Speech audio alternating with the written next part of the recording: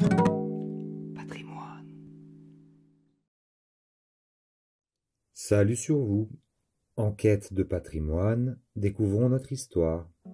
La vie des saints. 1er décembre, nous fêtons Saint Éloi. Éloi, né en 588 à Châtelac d'une famille gallo-romaine, apprit l'orfèvrerie dans l'atelier d'Abon, maître des monnaies fiscales de Limoges, puis dans celui de Beaubeau qui avait la même charge à Paris. Son talent artistique le fit connaître de Clotaire II, qui lui confia l'exécution d'un trône d'or, fastidorium, enrichi de pierres précieuses. Éloi en fit deux exactement semblables, d'une richesse et d'un goût merveilleux, chefs-d'œuvre qui furent l'objet de l'admiration universelle.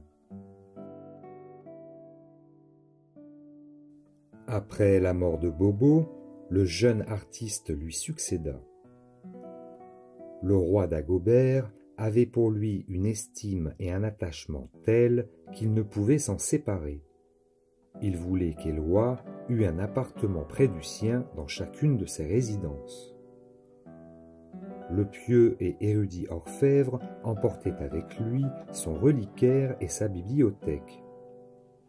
En ciselant ses chefs-d'œuvre, il avait constamment un livre sous les yeux. L'étranger qui venait de Rome, d'Italie ou du pays des Goths pour visiter l'illustre artiste, dit son biographe Saint-Ouen, n'avait pas besoin qu'on lui indiquât sa demeure.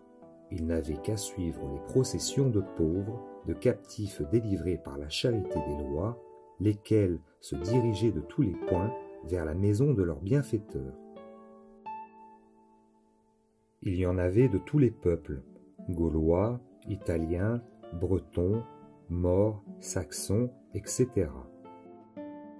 Avec les libéralités de Dagobert, il fonda le monastère de Solignac dans le Limousin, de Saint-Thore à Paris, et il consacra son talent à la gloire des saints. Parmi tous les chefs-d'œuvre qu'il exécuta alors, continue son biographe, sans compter le tombeau de Saint-Denis, la merveille de notre âge, je nommerai seulement les chasses des saints Germain, Séverin, Piat, Quentin, Lucien, Geneviève, Colombe, Maximin, Laulien et Julien, mais surtout celle du bienheureux Martin de Tours.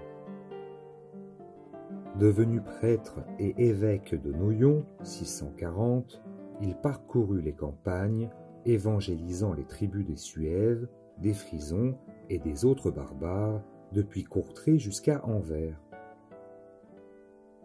Éloi mourut le 1er décembre 659, il fut inhumé dans le monastère de Saint-Loup.